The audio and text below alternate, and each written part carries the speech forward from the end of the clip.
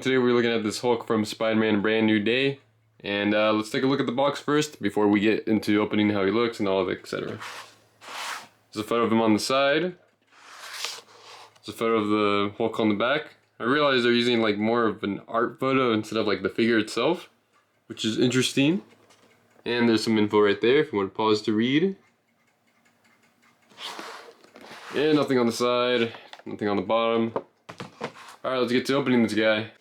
The movie is finally coming out in a few weeks, and I'm excited to see.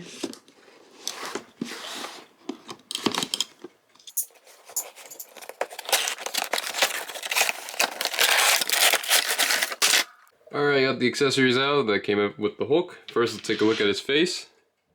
Nice angry face. You can barely see him because he's dark. I'm going to get some more better lighting. Hold on. But here's his face.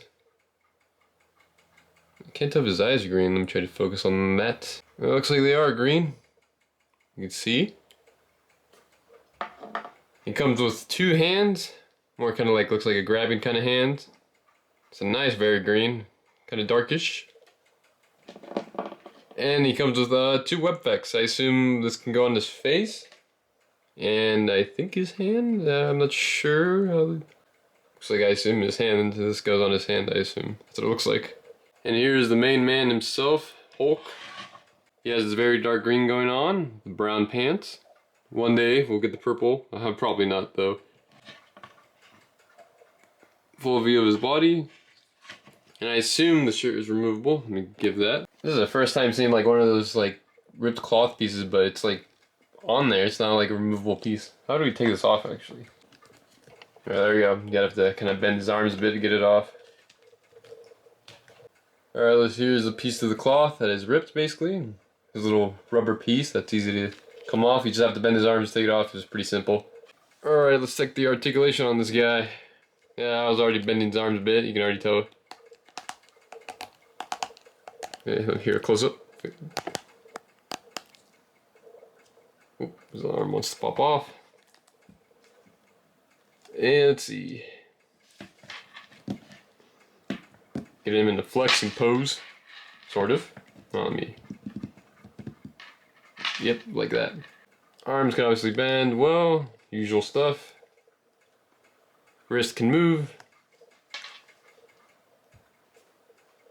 Let's see, head turned. Can have him turning. What about looking up? Let's see. Sort of.